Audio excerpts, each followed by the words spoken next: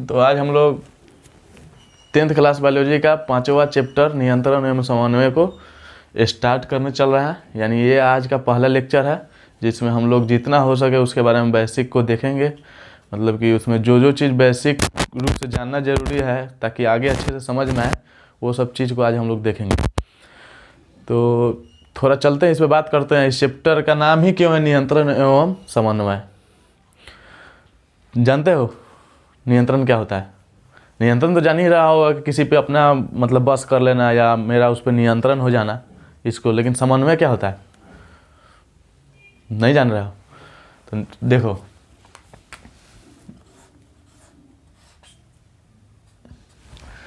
कभी सुना है कि वो लड़का मेरे अंडर में है या तुम अपने पिता के अंडर में है कि नहीं है? तो इसका मतलब तुम्हारे पिता का तुम पर नियंत्रण है। समन्वय का मतलब क्या हुआ कि तुम बाजार जा रहा है तो कुछ ना कुछ कनेक्शन है कि नहीं, उनको पता है कि नहीं कि जा रहा है, तो कुछ ना कुछ तो तालमेल बन रहा होगा। जैसे मान लेते हैं तुम किसी के अंदर में, मतलब कि तुम किसी से नियंत्रित हो, मतलब उसके अंदर में काम कर रहे हो, फिर तालमेल भी तो बना रहा होगा। वो बोल रहा होगा कि जाओ मोतिहारी तुम गए, बहुत दूर गए, लेकिन तालमेल तुम्हारा उससे बना हुआ है कि कहाँ जाना है। नियंत्रण भी कर रहा है। और क्या कर रहा है? कोई दूसरे और को बोलेगा कि जाके उससे मिल लो, कुछ सामान देने वाला है, तो तालमेल भी तो बना रहा है।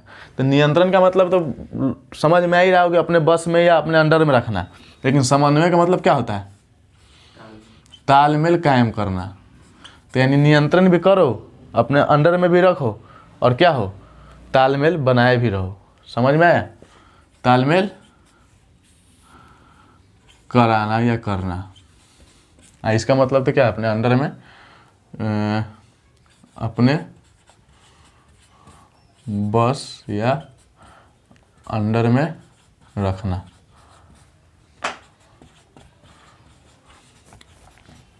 समझ में आया? तो इस चैप्टर का नाम है, तो इसी से रिलेटेड सारा जो भी इसमें टॉपिक इसी से रिलेटेड है। तो दो तरह से पढ़ना है। जंतुओं में नियंत्रण एवं समन्वय कैसे होता है, फिर पौधों में नियंत्रण एवं समन्वय कैसे होता है। जंतुओं में पढ़ते हैं तो दो तरह का होता है, रासायनिक नियंत्रण एवं समन्वय और एक तंत्रिकीय नियंत्रण एवं समन्वय। अगर कोई तुमको चींटी काटता है तो दर्द क्यों होता है? यहाँ चींटी काटता है, दर्द क्यों होता है?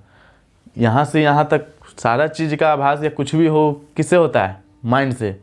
तो इसका मतलब यहाँ चींटी काट रहा है तुमको, इसका मतलब कुछ ना कुछ कनेक्शन जा रहा है, वहाँ पे तालमेल बन रहा है कि नहीं?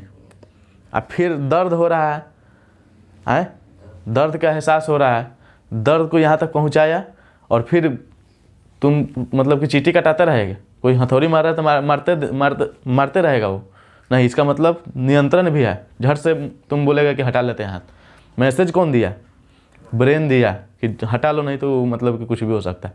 बच्चा पहली बार लालटेन के शीशा पे हाथ छूता है कि बहुत अच्छा कुछ चीज़ है, लाल लाल है, छूता है तो क्या छुआ ही रह जाएगा? छुआ तो उसको क्या गया होगा, कुछ मैसेज, उधर से दर्द का एहसास आया होगा और ये आया होगा कि हाथ वहाँ से छिप लो, क्या वो छुआ ही रह जाएगा? तो देखो तालमेल भी हुआ। जो चीज़ जलने का एहसास था वो गया, माइंड उसको क्या किया, पहचाना क्या है, तो दर्द का एहसास था, पता चला, फिर मैसेज दिया कि हाथ हटाओ।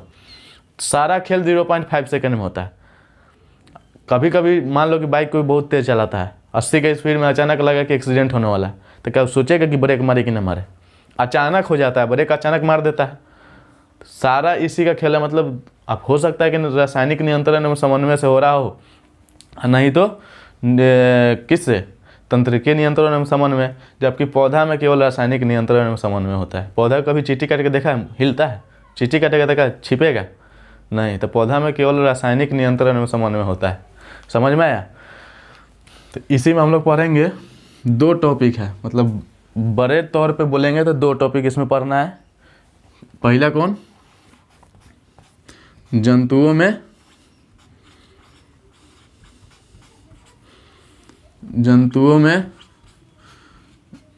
नियंत्रण एवं समन्वय। कैसे नियंत्रण होता है, कैसे तालमेल हो रहा है, पूरा बॉडी वर्क कैसे कर रहा है, उससे रिलेटेड पढ़ना है। समझ में आया? दूसरा पौधों में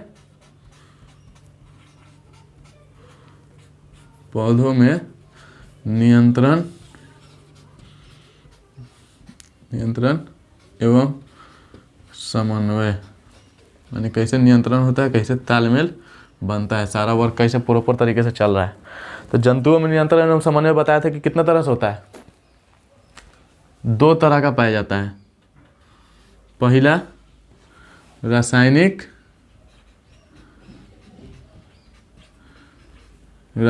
फिर से नियंत्रण एवं समन्वय उसमें जोड़ देंगे।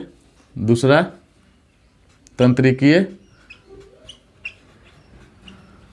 तंत्रिकीय नियंत्रण एवं समन्वय, रासायनिक नियंत्रण एवं समन्वय। समझ में आया है? तो यानी जंतुओं में नियंत्रण एवं समन्वय, नियंत्रण करना और तालमेल बनाना 2 तरीके से होता है, दोनों साथ साथ चलते रहता है। समझ में आया? जैसे कि रासायनिक नियंत्रण एवं समन्वय एक, तंत्रिकीय नियंत्रण एवं समन्वय। पौधों में नियंत्रण एवं समन्वय केवल एक तरह का होता है, जो कौन सा, इसी को कहा जाता है पौधों में रासायनिक नियंत्रण एवं, पौधों में, यही पाठ पढ़ना है पौधा के लिए, पौधों में रासायनिक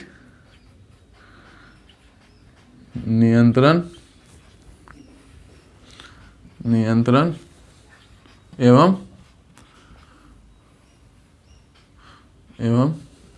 समन्वय। समझ में आया? अब इसी में पढ़ना है जंतुओं में नियंत्रण एवं समन्वय, रासायनिक नियंत्रण एवं समन्वय में पूरा ग्रंथि आ जाएगा, कौन सा ग्रंथि सबसे बड़ी ग्रंथि है, कौन छोटा ग्रंथि है, किससे कौन हार्मोन निकल रहा है, हार्मोन ही क्या है, अंतःस्रावी ग्रंथि क्या है, बाह्य स्रावी ग्रंथि क्या है। तो एक एक कर करके पढ़ने वाला चीज़ है, उसको आसानी से पढ़ा जाएगा। जैसे तंत्रिकीय नियंत्रण एवं समन्वय स्टार्ट होगा तो उसमें हम लोग को न्यूरॉन पढ़ना है, न्यूरॉन का सिस्टम पढ़ना है, बहुत सारे न्यूरॉन के मिलने से तंत्रिका तंत्र बनता है। तंत्रिका तंत्र की इकाई को माने एक छोटे इकाई को न्यूरॉन कहते हैं, उसी से मिलकर बना, यानी वही इकाई है। इसी से रिलेटेड है ब्रेन, क्योंकि मेरा ब्रेन ज़्यादातर न्यूरॉन से ही मिलकर बना होता है। जो पूरा हेड होता है, पूरा शरीर का जो तार बिछा हुआ वो जाकर मिलता है ब्रेन से, उसी से रिलेटेड है। तो ये सारा टॉपिक में लगभग आपका 60% इस चैप्टर को इसी में इन्वॉल्व किया हुआ है। पौधों में रासायनिक नियंत्रण एवं समन्वय थोड़ा 30% 25% तक भाग है, इसको अच्छे से पढ़ाया जाएगा। ये बहुत छोटा सा पार्ट है, बस इसके बारे में कुछ 5-7 हार्मोन है, जैसे abscisic acid, ethylene, gibberellin, cytokinin, ये सब। तो वो सबको एक एक करके पढ़ेंगे। पौधों में रासायनिक नियंत्रण एवं समन्वय कैसे होता है देखेंगे, फाइनली ये चैप्टर कंप्लीट हो जाएगा। तो चलिए स्टार्ट हम लोग करते हैं जंतुओं में नियंत्रण एवं समन्वय। उसका भी पहला पार्ट, रासायनिक नियंत्रण एवं समन्वय किस में, जंतुओं में। ठीक है, तो अगर किसी को नोट करना है तो नोट कर लो, 1-2 मिनट का टाइम देते हैं। ठीक है, तो लिख लिए होगे, मिटा दिया जाए, मिटा दे, ठीक है।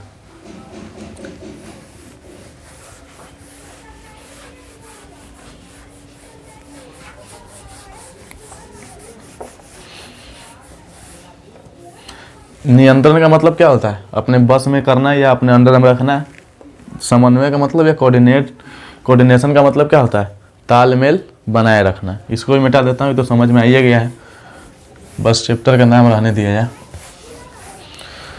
चलो, तो सबसे पहले हम क्या बताए थे कि जंतुओं में नियंत्रण एवं समन्वय कितने तरह से हो रहा था। एक रासायनिक नियंत्रण एवं समन्वय और दूसरा तंत्रिकीय नियंत्रण एवं समन्वय। यानी रासायनिक से क्या पता चल रहा है, जो रसायन के जरिए नियंत्रण और तालमेल भी बना रहा हो।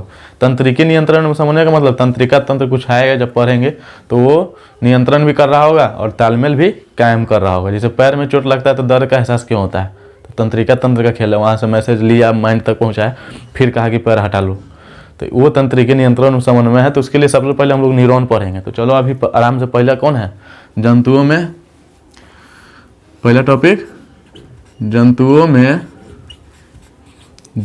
में रासायनिक नियंत्रण एवं समन्वय, यही ना था, रासायनिक नियंत्रण एवं समन्वय।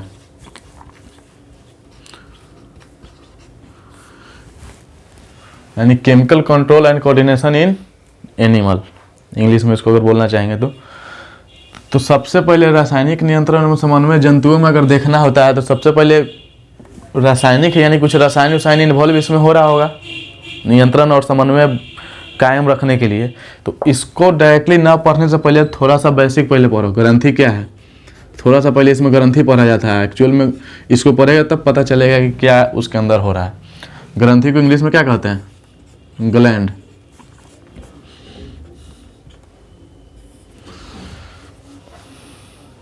ग्रंथि का नाम सुना है? बहुत सारा ग्रंथि होता है, थायराइड ग्रंथि होता है, एड्रिनल ग्रंथि होता है, थाइमस ग्रंथि है, बहुत सारा है, समझ में है?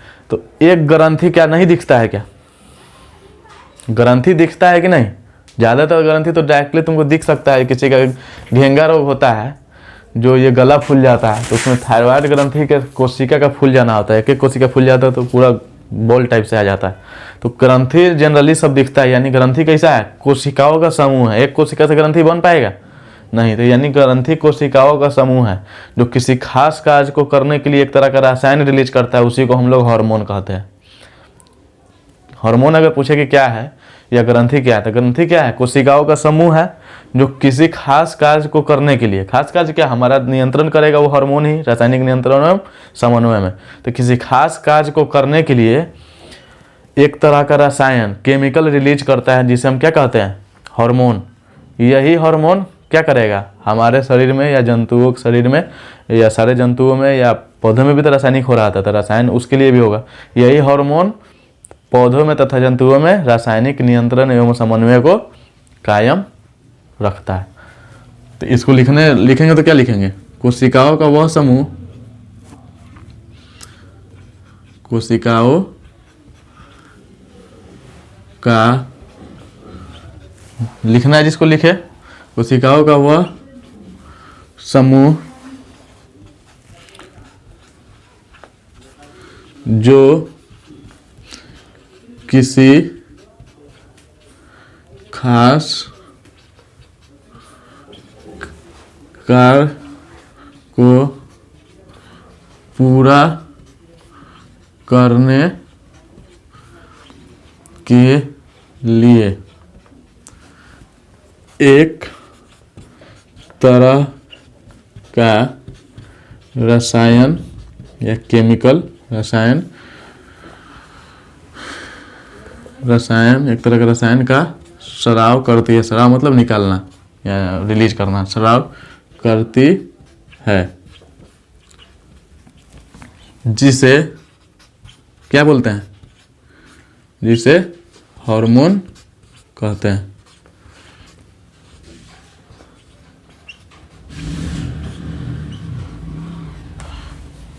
कोशिकाओं का वह समूह जो किसी खास कार्य को करने के लिए एक तरह का रसायन रिलीज करती है, उसी रसायन को हम लोग क्या कहते हैं? हार्मोन कहते हैं। अगर कोई पूछेगा ग्रंथि से निकलने, ग्रंथि से पूछेगा कि क्या निकलता है तो डायरेक्ट हार्मोन नहीं बोल सकते हैं, हार्मोन भी निकलता है। तो ग्रंथि आगे अब पढ़ेंगे कितने तरह का होता है, तो 2 तरह का होता है। तुम लोग को 10वां क्लास में 2 ही पढ़ना है, होता है एक्चुअल में 3 तरह का है, लेकिन 2 ही पढ़ना है। तो 2 में सारा ग्रंथि तुमको हार्मोन नहीं निकालेगा।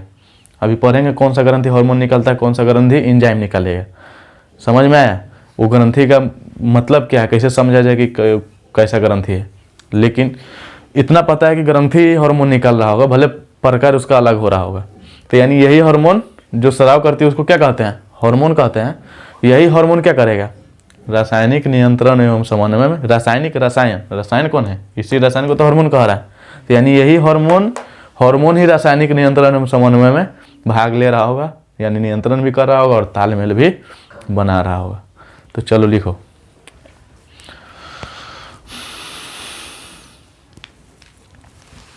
लिख लो।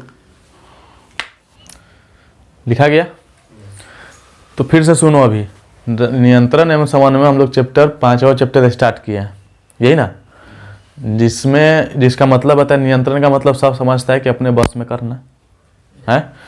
समन्वय का मतलब क्या है? बस में करते हुए अपने तालमेल बनाए रखना उससे। मान लो कि किसी का मतलब कि फादर किसी को बाहर भेजा, नियंत्रण है। अगर वो बोल रहा है तो तुम जा रहे हो, इसका मतलब तुम उसके अंडर में काम कर रहे हो, नियंत्रण में हो। कहीं जा रहे हो, मार्केट गया था, क्या तालमेल तुमसे नहीं है? मार्केट गया तो उनको पता नहीं कि मार्केट गया है, फिर बीच में फ़ोन अगर कर देंगे तो तुम आएगा नहीं, तो इसका मतलब तालमेल भी बना हुआ है कि मेरा बच्चा मार्केट ही गया है। तो इसी को बोलते हैं नियंत्रण के साथ साथ तालमेल बनाए रखना। इसी चैप्टर में यही सब चीज़ पढ़ना है। तो अब अपने मतलब चैप्टर के हिसाब से आते हैं, तो दो तरह का इस बड़े आधार पे बोलेंगे। तो जंतुओं में नियंत्रण एवं समन्वय एक ये टॉपिक है, और एक पौधों में नियंत्रण एवं समन्वय। तो यानी जंतुओं में नियंत्रण एवं समन्वय तो बताया कि एक हो सकता है रासायनिक नियंत्रण एवं समन्वय जंतुओं में पहला, दूसरा एक तंत्रिकीय नियंत्रण एवं समन्वय। पहला में रासायनिक नियंत्रण एवं समन्वय बोल रहे हैं तो एक तरह का रसायन आएगा, इसलिए हम लोग रासायनिक नियंत्रण एवं समन्वय पढ़ने से पहले ग्रंथि पढ़े हैं आखिर वो रसायन कौन है, तो हार्मोन पता चला। तो यानी हार्मोन ही जंतुओं में रासायनिक नियंत्रण एवं समन्वय को मतलब कि पूरा कर रहा होगा या उसमें हेल्प कर रहा होगा। और पौधों में भी अगर रासायनिक नियंत्रण एवं समन्वय हो रहा होगा तो उसका भी कुछ अलग हार्मोन ही होगा, क्योंकि रसायन ही एक तरह का हार्मोन है। जंतुओं में तंत्रिकीय नियंत्रण एवं समन्वय पाया जाता था, दो को पढ़ना है ना जंतु में, लेकिन पौधों में नहीं पाया जाता है। पौधों में पूछे कि कितने तरह से नियंत्रण एवं समन्वय, केवल एक तरह से, वो भी कौन, रासायनिक नियंत्रण एवं समन्वय। जंतुओं में दो तरह का होता है। तो जंतुओं में चलते हैं पहला कौन पढ़ने, रासायनिक नियंत्रण एवं समन्वय। तो रसायन को जानना पड़ेगा, तो ग्रंथि बताया वही रसायन क्या कहलाता है, हार्मोन कहलाता है। ग्रंथि के कितने प्रकार है समझ में आया। अब सवाल उठता है कि ग्रंथि के कितने प्रकार हैं, तो हम मिटा दे, ठीक।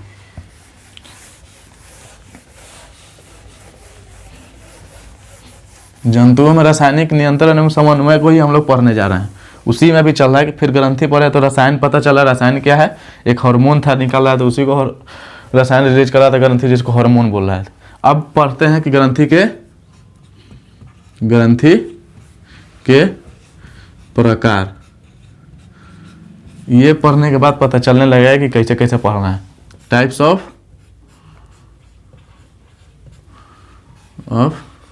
ग्लैंड होता है एक्चुअल में 3 प्रकार का है, लेकिन 10th क्लास में 2 प्रकार का ही जानना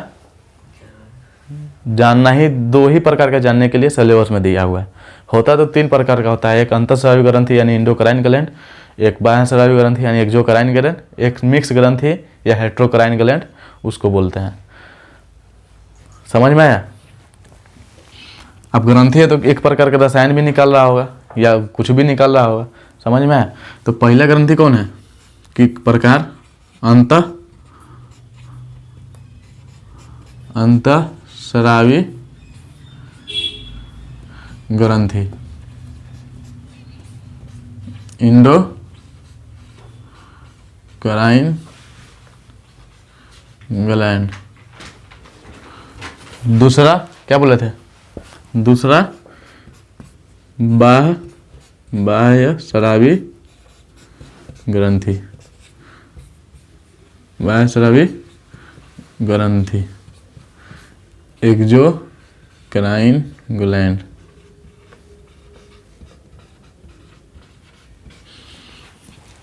तीसरा बोले थे क्या, मिक्स ग्रंथि, बस लिख लो, पढ़ना तुम लोग को नहीं है।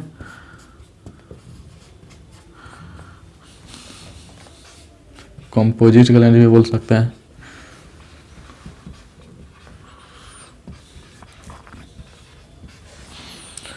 ठीक है। तो ग्रंथि पढ़ने से पता चला कि यही एक ग्रंथि एक तरह का रसायन निकल रहा था जिसे हार्मोन कह रहे हैं। तो हम ये नहीं बोले हैं कि जो भी ग्रंथि होगा सब हार्मोन, इसलिए उस बात को समझने के लिए तो फिर ग्रंथि का प्रकार देखने चल रहा है। जैसे कि अंतःस्रावी ग्रंथि है, बाह्यस्रावी ग्रंथि है, मिक्स ग्रंथि है। अब यहाँ से क्लियर पता चल जाएगा कि किस तरह का ग्रंथि हार्मोन निकलता है, किस तरह का ग्रंथि पाचक एंजाइम या पाचन एंजाइम या कुछ अलग चीज़ निकलता है, यहाँ से पता चलेगा।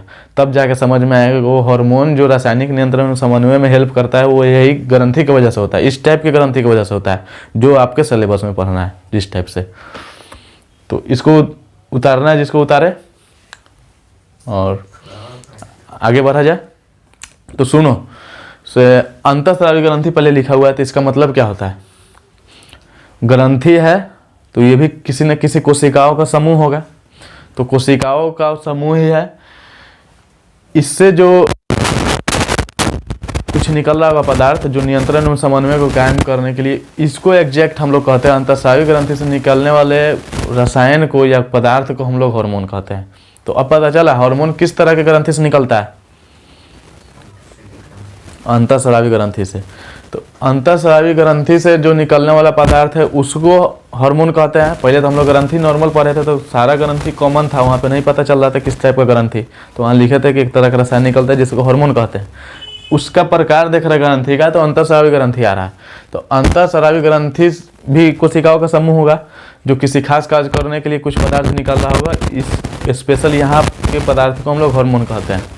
अब सुनना, अंतःस्रावी ग्रंथि से क्या निकलता है, हार्मोन निकलता है। तो हार्मोन के लिए चलने के लिए स्पेशल कोई यहाँ पे मान लो कि कोई सामान कोई निकल रहा है, तो स्पेशल हार्मोन को ट्रेवल करने के लिए एक दो जगह से दूसरे जगह तालमेल बनाने के लिए कोई अपना खास नली इस ग्रंथि के पास नहीं पाया जाता है।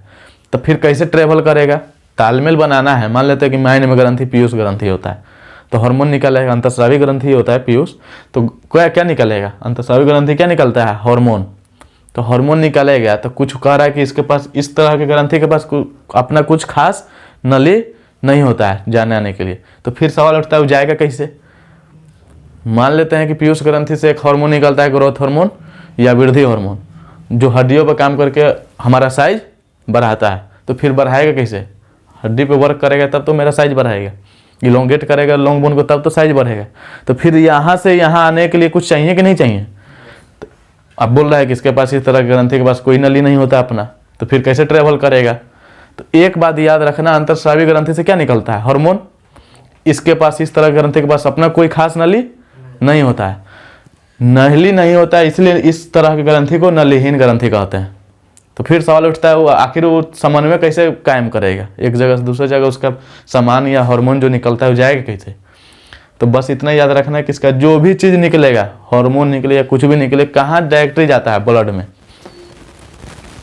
कहाँ जाएगा, अंतःस्रावी ग्रंथि से कुछ भी बन रहा होगा, कुछ भी निकल रहा होगा, डायरेक्टली किस में पोर करता है, ब्लड में, यानी रक्त नली में। तो रक्त नली में अगर चला गया हार्मोन तो क्या रक्त रुका हुआ है, 24 घंटा पंप करते रहता है, हर जगह बह रहा है, तुम्हारे बॉडी के लास्ट पार्ट तक ब्लड जाता रहता है, फिर वो हार्ट के पास जा रहा है, यानी रनिंग मोड में रहता है। अब ब्लड में ही चला गया हार्मोन, जहाँ चाहेगा वहाँ जा सकता है, क्योंकि ब्लड ही रुका हुआ नहीं है, हर जगह जा रहा है। कभी वही ब्लड ब्रेन में जा रहा है, क्रॉस कर रहा है, फिर मतलब गंदा हो रहा है, मतलब CO2 उसमें ज़्यादा आ जा रहा है, फिर से जाकर लंग्स हार्ट में आ रहा है, राइट मतलब कि वेंट्रिकल में, फिर जाकर लंग्स के पास शुद्ध हो जा रहा है। तो यानी ब्लड 24 घंटा चलते रहता है। क्यों, क्योंकि 24 घंटा हार्ट ही बीट करते रहता है। समझ में आया। तो जहाँ जरूरी होगा वो हार्मोन का वहाँ रिलीज हो जाएगा, क्योंकि ब्लड में ही चला गया तो हर जगह जाएगा। जबकि बाह्यस्रावी ग्रंथि में ऐसा कुछ नहीं है। बाह्यस्रावी ग्रंथि कोशिकाओं का समूह है, इसके द्वारा भी कुछ खास तरह का पदार्थ निकल रहा होगा। इससे निकलने वाले पदार्थ को हम लोग हार्मोन नहीं कहते हैं। हार्मोन नाम सुनते ही ध्यान में आना चाहिए किस तरह ग्रंथि का स्राव है। अंतःस्रावी ग्रंथि के स्राव को हम लोग हार्मोन कहते हैं, जिसको चलने के लिए कोई खास अपना नली नहीं होता अंतःस्रावी ग्रंथि के पास। वो जब भी जाता है किस नली से जाएगा, रक्त नली से जाएगा। जबकि बाह्यस्रावी भी ग्रंथि है तो कोशिकाओं का समूह होगा जो किसी खास कार्य को कायम करने के लिए कुछ पदार्थ निकलता है, जिसे हम पाचक एंजाइम या पाचन एंजाइम कहते हैं। इसके पास अपना खुद का नली पाया जाता है, इसीलिए इसको नलीयुक्त ग्रंथि भी कहा जाता है। कोई पूछे कि नलीहीन ग्रंथि कौन, तो अंतःस्रावी ग्रंथि, उसके पास कोई नली नहीं है। नलीयुक्त ग्रंथि किसे कहा जाता है, तो बाह्यस्रावी ग्रंथि को। समझ में आया। इससे क्या निकलता है, पाचक एंजाइम या पाचन एंजाइम। अंतःस्रावी से निकल रहा था जो रसायन, वो हार्मोन कहला रहा था। मिक्स ग्रंथि का मतलब क्या है, इसका मतलब क्या होगा, इसमें थोड़ा सा नेचर अंतःस्रावी वाला भी होगा, हल्का सा। कुछ पार्ट अंतःस्रावी जैसे भी काम कर रहा होगा, कुछ पार्ट बाह्यस्रावी जैसे भी काम कर रहा होगा, इसलिए तो मिक्स कर रहे हैं। दोनों तरह का इसमें ग्रंथि मिक्स होके बनाया ग्रंथि, इसलिए मिक्स ग्रंथि कहलाता है। यानी थोड़ा सा पार्ट हार्मोन भी निकल रहा होगा, थोड़ा सा पार्ट पाचक एंजाइम भी या पाचन एंजाइम भी निकल रहा हो। थोड़ा सा जो अंतःस्रावी पार्ट है उसके पास खुद का नली नहीं होगा, जो बाह्यस्रावी पार्ट है उसका पाचन एंजाइम जो निकलता है उसके लिए जाने के लिए खुद का नली भी होगा। जैसे मिक्स ग्रंथि जब लिख दिए तो पैनक्रियाज या अग्न्याशय ग्रंथि जो है उसको मिक्स ग्रंथि कहा जाता है, क्योंकि उसमें दोनों तरह का पार्ट पाया जाता है। बस इतना याद रखना। चलो, इतना समझ में आया। ठीक है, तो लिख लिया होगा। अभी बता रहा था कि अंतःस्रावी ग्रंथि, बाह्यस्रावी ग्रंथि और मिक्स ग्रंथि। अंतःस्रावी ग्रंथि वैसा ग्रंथि जो कोशिकाओं का समूह है, कुछ पदार्थ निकलता है या रसायन निकलता है जिसको हार्मोन कहते हैं। ये हार्मोन को चलने के लिए खुद का इसके पास अपना नली नहीं होता, इसलिए डायरेक्टली किसमें जाता है, ब्लड नली में, रक्त नली में। रक्त नली से रक्त हर जगह जाता है, रक्त के साथ ही मिक्स हो गया हार्मोन, तो जहाँ जरूरी होगा वहाँ निकल कर तालमेल बना लेगा और नियंत्रण तो कर ही रहा होगा। बाह्यस्रावी ग्रंथि क्या होता है, कोशिकाओं का वह समूह जो किसी खास कार्य को करने के लिए कुछ पदार्थ निकलता है जिसे हम लोग हार्मोन नहीं कहेंगे यहाँ बाह्यस्रावी में, पाचक या पाचन एंजाइम। लेकिन बाह्यस्रावी ग्रंथि के पास खुद का अपना नली होता है, वो पाचन एंजाइम को चलने के लिए कैसा ना, उसके पास अपना खुद का नली होगा। तो पाचन एंजाइम कभी भी ब्लड में जाएगा नहीं, अपने नली के साथ स्पेशल पाचन एंजाइम ही जा रहा होगा। मिक्स ग्रंथि क्या है, उसके पास कुछ अंतःस्रावी पार्ट भी होगा, बाह्यस्रावी ग्रंथि का प्रकार भी उस मिक्स होगा, इसलिए तो मिक्स कर रहे हैं। दोनों तरह का नेचर उसके पास एक ही ग्रंथि में है। यानी जो अंतःस्रावी पार्ट होगा उससे कुछ हार्मोन निकल रहा होगा, बाह्यस्रावी पार्ट होगा उससे पाचक एंजाइम भी निकल रहा होगा। तो बताया कि मिक्स ग्रंथि, एक एग्जाम्पल याद रखो कि पैनक्रियाज या आग्नेयाशय कैसा ग्रंथि है, मिक्स ग्रंथि है। उसके पास अंतःस्रावी भाग भी होता है उस ग्रंथि में और बाह्यस्रावी भाग भी होता है। तो मिक्स ग्रंथि, बाह्यस्रावी ग्रंथि पर उतना ध्यान देना नहीं है, जब आएगा तब पढ़ेंगे। अभी रासायनिक नियंत्रण और समन्वय पढ़ने जा रहे हैं, यानी रसायन तो हार्मोन ही होता है, तो उसको देखने के लिए हमको मेन इस पे ध्यान देना पड़ेगा कि रासायनिक अंतःस्रावी ग्रंथि। तो अंतःस्रावी ग्रंथि क्या है, कोशिकाओं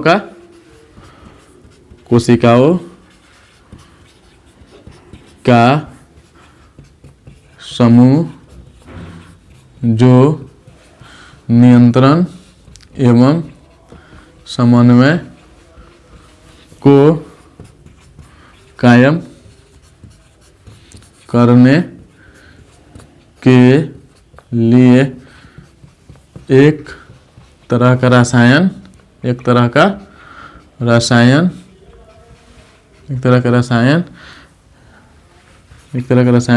स्राव करती है, जिसे क्या कहते हैं, जिसे हार्मोन कहते हैं।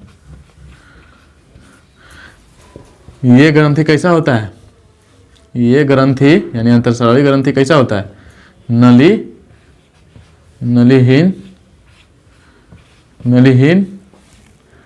ये ग्रंथि नलीहीन होता है, यानी इसके पास कोई खास नली नहीं होता है।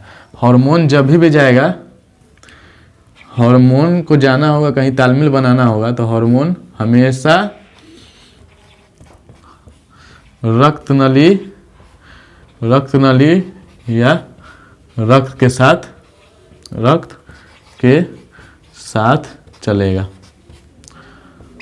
चलता है, यानी इसके पास अपना कुछ खास नली वगैरह नहीं होता है। जब भी कुछ निकलेगा तो जाएगा रक्त नली के पास, रक्त के साथ मिल करके कहीं जाते रहेगा। इसीलिए इस तरह के ग्रंथि को हम लोग नलीहीन ग्रंथि कहते हैं, जो 10वां के लिए बहुत इंपॉर्टेंट है। बार बार पूछता है नलीहीन ग्रंथि कौन है, या ग्रंथि का नाम बताए जो हार्मोन को निकालने में हेल्प करता है। तो हार्मोन को तो ग्रंथि निकालता ही है, लेकिन पार्ट से समझे तो अंतःस्रावी ग्रंथि से ही हार्मोन निकल रहा था, बाह्यस्रावी से तो पाचक एंजाइम या पाचन एंजाइम निकल रहा था। अंतःस्रावी ग्रंथि के पास खुद का नली नहीं होता, इसलिए इसका नलीहीन ग्रंथि कहते हैं। जबकि बाह्यस्रावी ग्रंथि पाचक एंजाइम या पाचन एंजाइम निकालता था, उसके पास खुद का ही अपना नली होता है, यानी उसमें रक्त नली के पास जाने का कोई जरूरी नहीं है, अपने खास नली से ही जाएगा।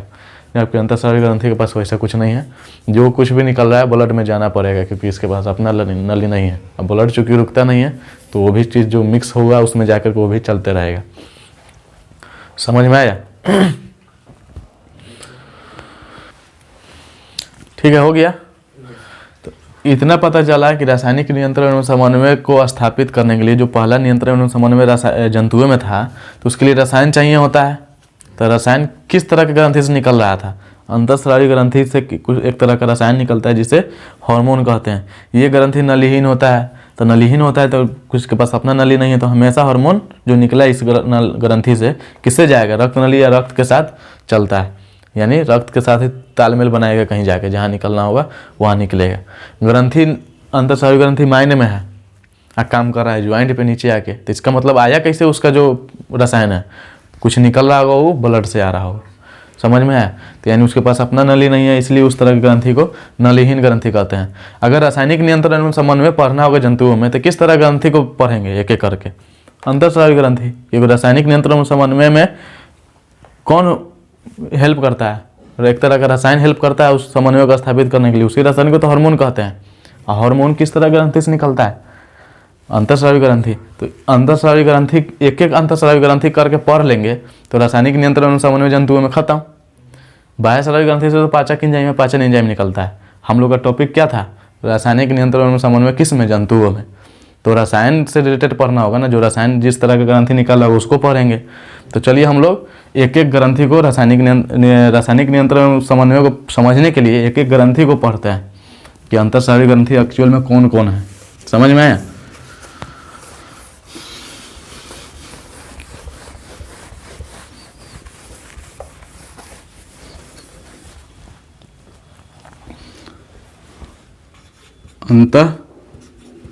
अंतःस्रावी ग्रंथि कौन कौन है? अच्छा, अंतःस्रावी ग्रंथि में नली होता है अपना? नहीं होता है। इससे क्या निकलता है? पदार्थ जो रसायन निकलता है उसको क्या कहते हैं? हार्मोन कहते हैं। हार्मोन जब भी जाएगा तो किस चीज़ से जाएगा? रक्त या रक्त नली से जाएगा। समझ में आया?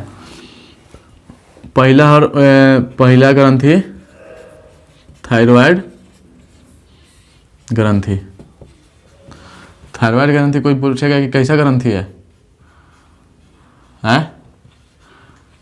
अंतःस्रावी ग्रंथि। कोई पूछेगा थायराइड ग्रंथि के पास अपना नली होता है उसके जो रसायन निकलेगा उसको ले जाने के लिए? नहीं, क्योंकि अंतःस्रावी ग्रंथि इसलिए तो नलीहीन ग्रंथि कहला रहा है। दूसरा पीयूष ग्रंथि। इसी पीयूष ग्रंथि को हम लोग बोलते हैं पिट्यूटरी ग्लैंड। इसी पीयूष ग्रंथि को मास्टर ग्लैंड भी कहा जाता है। आगे पढ़ेंगे क्यों कहा जाता है, पता चलेगा। तीसरा एड्रिनल ग्रंथि। यहीं से पूछता है सबसे छोटी अंतःस्रावी ग्रंथि कौन है, सबसे बड़ी अंतःस्रावी ग्रंथि कौन है। सीधे पूछ दिया कि सबसे बड़ी अंतःस्रावी ग्रंथि कौन है तो सीधे पूछ दिया सबसे बड़ी ग्रंथि तो चेंज। अगर सबसे बड़ी अंतःस्रावी तो आंसर चेंज। तो ध्यान देना पड़ेगा, एक एक चीज को पढ़ेंगे समझ में आए। चौथा थाइमस ग्रंथि। थाइमस। पांचवा पीनियल ग्रंथि। जैसा कि हम बताए थे कि मिक्स ग्रंथि कौन होता है? पैनक्रियाज मिक्स ग्रंथि आग्नेयाशय। तो अंतःस्रावी पार्ट भी तो उसमें था, तब तो मिक्स हो रहा था, यानी बाह्यस्रावी पार्ट भी था और अंतःस्रावी भी पार्ट था, मिक्स था दोनों तरह का। तो अंतःस्रावी में भी तो उसको लिख सकते हैं ना कि थोड़ा सा उसमें अंतःस्रावी है, तो उस पार्ट को ही हम लोग पढ़ेंगे केवल। तो यानी अग्न्याशय ग्रंथि, यानी इसको तो एड्रिनल बोल रहे हैं, एड्रिनल। इसको थाइमस, पीनियल, ये अग्न्याशय यानी पैनक्रियाज।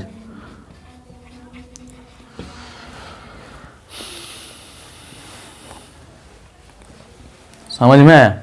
लगभग इतना ही अंतःस्रावी ग्रंथि है जो हार्मोन निकलता है और उसके लिए कोई खास डक्ट नहीं होता, इसलिए सारे ग्रंथि को नलीहीन ग्रंथि कहेंगे।